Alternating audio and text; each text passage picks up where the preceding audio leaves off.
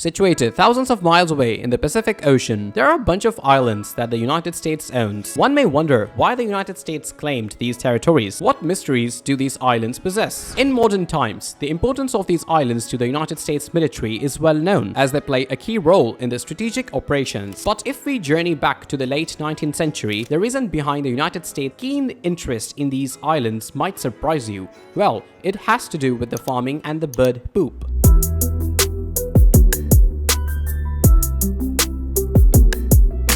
Back in the old days, farming looked like this. However, as urbanization and industrialization took hold, people moved to cities and worked in factories. This created a demand for food in cities, and farmers began to specializing in the single crops like corn or wheat, selling them globally. However, this led to soil nutrition depletion due to continuous monoculture farming. In the 1800s, it seemed that the earth couldn't sustain a population beyond 2.5 billion because there wasn't enough nutrition in the soil to keep up with the demand for food. But luckily, there was a solution to this soil nutrition problem, and that solution looked like this. Animals' waste from any animal is packed with the nutrients that the soil needs to rejuvenate itself to grow more and more crops every year. Another term for this is fertilizer. Now, enter in guano, the unlikely hero of our story. In the mid-1800s, the guano became the gold rush of agriculture. It was discovered that the islands off the coast of Peru were rich in guano deposits. The guano is basically the bird poop, and it contains exactly what the farmers in the United States needed to continue with the demand for the more and more food in the cities. It was hardened by the sun and rich in nutrients like nitrogen, and was discovered to be an excellent fertilizer. This led to a global race to harvest it, especially in the United States, where it was seen as a magical substance capable for solving agriculture problems. The United States, along with other countries, raced to get their hands on this black gold. This perception, though and exaggerated with myths, gave rise to the trade economy centered around guano. The world went crazy for guano, and as always, at this time, the British got there first. So there was a British firm that had a monopoly over all the guano trade, but the United States wasn't far behind. American farmers were desperate to get their hands on this black gold. The United States government, recognizing the importance of the guano, decided to step in. President Millard Fillmore declared guano as a resource of national importance. He was willing to send warships to secure guano deposits. But there was another, more audacious plan in the works. Peru rightfully had a sovereignty over these islands, and yet here's a president sending in warships in order to secure the resource again. But American lawmakers in Congress had another answer to this problem, which would allow Americans to get their own Guano Islands. This led to the Guano Islands Act in 1856. The proposed law said that any American citizen, not a government official or a military personnel, could go out on their boats anywhere in the ocean, and if they stumble upon one of these rocks that's covered in their calcified bird poop, they could claim it not just for themselves, but for the country of the United States. No treaties, no negotiations, no official declarations, no government involvement, even just American citizens out there on their boats looking for bird poop islands. This act led the United States claiming over 94 islands in the Pacific and the Caribbean. However, mining guano was no easy task. The workers assigned to mine the guano faced an uphill battle. They had to mine the guano and transport it back to the United States, where it was used to the advantage of farmers. However, the miners faced harsh conditions, including health issues and food shortages. The labor was backbreaking, and the miners, often tricked into this job, faced horrendous conditions. The act had far-reaching consequences beyond guano and fertilizer. In fact, guano became totally obsolete a few years later in the early 1900s, when a German chemist invented perhaps the most important invention of all time. The invention was a synthetic fertilizer, which revolutionized agriculture by providing an alternative to animal waste-based fertilizers. This allowed the population to grow to what it is today and really changed the history of humanity. Meanwhile, the legislation that permitted the acquisition of the various islands primarily for guano extraction remained intact. However, as the time progressed, the significance of these islands diminished. Many of the claims on these remote islands in the Pacific and the Caribbean gradually faded. Either the claims were withdrawn, or they were forgotten and eventually claimed by the local countries such as Kiribati, Tonga, and Caribbean nations like Haiti. Yet a handful of these guano islands initially claimed by the United States still exist today. The United States maintains ownership of these islands, which form part of their borders in the both Pacific Pacific and the Caribbean. However, the United States no longer has an interest in using them for guano extraction. These largely uninhabited rocks in the ocean are primarily used by the US military as landing strips and seaports. Additionally, these islands play a strategic role in extending the United States maritime boundaries. According to the international law, owning an island grants a country an exclusive economic zone (EEZ) around it. This means that the country owning the island had exclusive economic rights over the ocean region surrounding the islands. This significantly boosts the US sovereignty and control over the certain parts of the Pacific and Caribbean Oceans. Moreover, this act was also a psychologically turning point for the United States, as it marked the beginning of the American expansion beyond the continent. Prior to this, the United States was primarily focused on expanding within the contiguous landmass of the North America during the 1800s. However, the acquisition of islands in distant ocean marked a turning point. It set off a domino effect, leading the United States to question why it couldn't annex other countries' territories such as Hawaii or occupy Cuba, Puerto Rico, or even take control of the Philippines from Spain. This law, which began as a means to claim islands for guano, paved the way for the United States to evolve into the global empire. The lasting impact of hunt for the bird's poop on the US history. So, there you have it. Who would have thought that the bird poop would play such a crucial role in shaping the history and expansion of the United States? From the guano craze of the 1800s to the geopolitical implications that still resonate today, this story is a testament for how seemingly trivial things can have far-reaching consequences. The Guano Islands Act of 1856 not only helped the agriculture sector, but also marked the beginning of the United States' journey towards becoming a global superpower.